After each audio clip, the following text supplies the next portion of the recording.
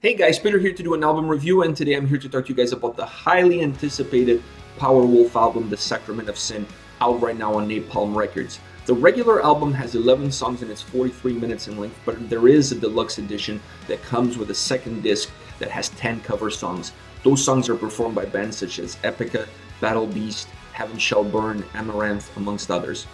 I'm not going to talk about the deluxe edition because not everybody has that edition, but in the description of this video you can find the 10 cover songs and which bands performed which songs. So if you want to get a little bit more information, you can check out the description of this video. But for the sake of this review, I'm only going to talk about the Sacrament of Sin, the album.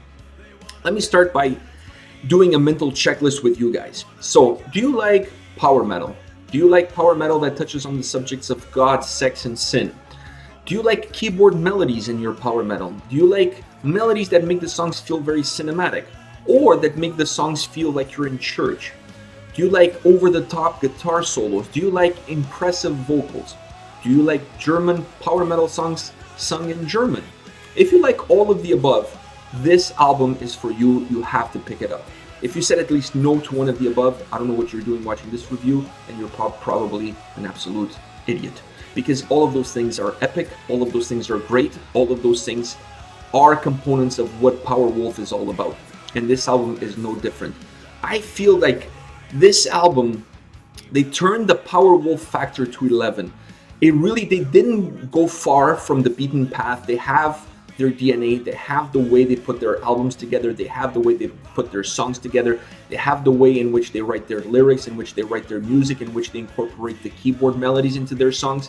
And this album really, for any fan of Powerwolf, you play this album, you're not going to be disappointed, you're not going to feel like they've gone down a road that you were not expecting them to go down.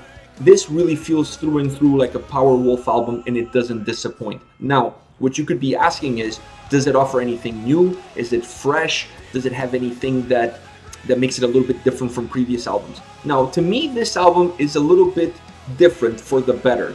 The band shows a little bit more maturity in this album. I really feel like they've incorporated a few things here and there to make the album feel larger than life. This album really has a cinematic vibe to it. A lot of the intros to the songs in this album remind me of the movie The Good, the Bad, and the Ugly. Not from the movie's perspective, but from the soundtrack of that movie. That movie has one of the greatest cinematic soundtracks in my opinion, and this album from Powerwolf incorporates a lot of those styles, a lot of that cinematic soundtrack to its songs, to the intros of the songs, and I really like that. Because when you incorporate that to the intros of your songs and you have subject matter that Powerwolf uses, which is sin and religion and sex, it really makes the songs feel very cinematic, and it gives the songs this larger than life feel to it. And I like that because it plays very well with the topics of the songs, with the lyrics of the songs. So I really like how they incorporate these intros, either be church bells or a piano intro, or a nice little acoustic guitar intro, or like a priest speaking in Latin intro. All of these intros, what they do is they play well to the lyrics of the specific song, they play well with the storytelling of that specific song, but most of all, they make this album and song specifically feel so grandeur, feel cinematic, feel like larger than life, like they have a life of their own. And I really like that, because to me that's the essence of Powerwolf, and that's the essence of power metal, to feel larger than life. A lot of the songs on this record also have a little bit of the Eurovision vibe to it. There's a little bit of that pop rock vibe to it, but that's also goes hand in hand with power metal and goes hand in hand with Powerwolf, with the way they do things. Not many bands can pull that off and still sound metal. I can think of 2 or 3 bands that do it really well, Battle Beast being one of them. And these guys do it well as well. I really like how they make certain songs, even though they have more of a pop vibe to it, they still make them sound like they're metal songs. And I like that because they also incorporate really catchy choruses, really hooky choruses to their songs. And it's nearly impossible after you listen to any of their songs that you don't remember at least one line from their choruses. That's one of their trademarks. They always make catchy choruses, hooky choruses that really captivate the audience and hook them in. And once you're hooked in, you start listening to that song, it just grows on you like a virus. And this album is full of songs like that. Almost every song has like a hooky line here, a hooky line there, or a super hooky chorus that just really captivates your attention. and without you noticing, you're singing along to that song. I really like that. I also really like the keyboard in this album, the keyboard melodies overall in this album. I like how they incorporated sometimes as the intro to the songs, how they incorporated sometimes in the choruses, sometimes around the solos. I just really like what they've done with the keyboards. To me, I don't mind the keyboard use on every single song as long as the melody is different, as long as it adds to the storytelling of the song, as long as it adds something to the song. And it doesn't sound like it's manufactured, it doesn't sound like it's made in the studio, it doesn't sound like it's coming from a synthesizer. The keyboard melodies in this record really sound like they're coming from a keyboard. It gives the song this cinematic vibe to it, and in some songs really gives you the feeling like you're in a church and the keyboards and the pianos are playing in the background. It just adds so much to the lyrics, it adds so much to the songs, and it adds so much to the album itself. I love how they incorporate it, and I love how they use it, and I love the sound that it adds to the music. It just really gives the music a lot of life. Now, as far as favorite songs, there are three. I had kind of a hard time picking three because honestly, this album has no filler tracks. From track 1 to track 11, every single song is absolute a blast. If you start listening to this record and you're thinking, wow, there's not going to be a song as hooky as this one, the next one is hookier than the previous one, and so forth down the line. So there are no filler tracks on this album. It's a really strong album, 1 to 11, really strong album. But I had to pick three, so I decided to pick three that give something different, that give the listener a little bit of something different. I'll start with the song "Where the Werewolves Have Gone." To me, this song felt like a power ballad. To me, this was a very unique song to the record. There are no two songs like this one. This to me is the one that perhaps is the most different of them all.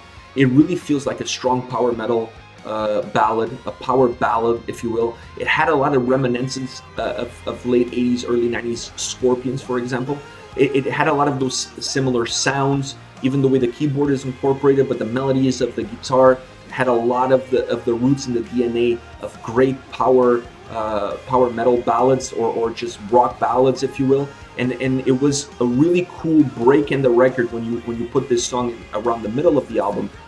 It just gives the listener a chance to catch his breath because the songs are so high tempo. This one is not. This one is a little bit more mellow, more slow. Like I said, more of a ballad, but it's in the right place at the album. It really breaks the album into two, and it's such a beautiful song. The piano intro in this song is absolutely mesmerizing. It's beautiful, and it feels like one of those songs that just really larger than life. The guitar solo matches that larger than life vibe, and also the guitar solo has that 80s vibe to it. It's very over the top, very beautiful, very melodic. It really, the whole song to me drips of late 80s, early 90s metal ballads, if you will. Absolutely love this song. Very unique, very different. Another one of my favorites is Killers with a Cross. If by the end of this song you don't know the name of the song, you have to be deaf or you're not paying attention to the song. I think this is the song on the album where they say the title of the song the most amount of times. You don't get a song on this record as hooky and catchy as this one. To me, this one breaks the bank as far as hooky and catchy songs.